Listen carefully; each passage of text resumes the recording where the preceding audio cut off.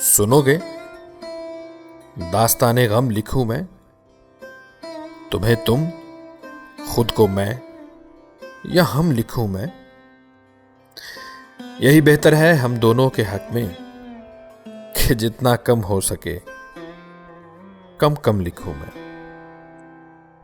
نہ جانے کیوں میرا جی چاہتا ہے تیرا قصہ بہت پرنم لکھوں میں۔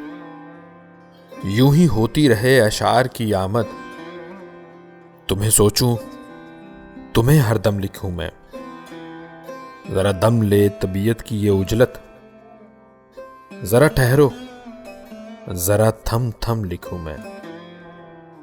تیری باتیں زمانے کو سناؤں، ہوئی جو گفتگو باہم لکھوں میں۔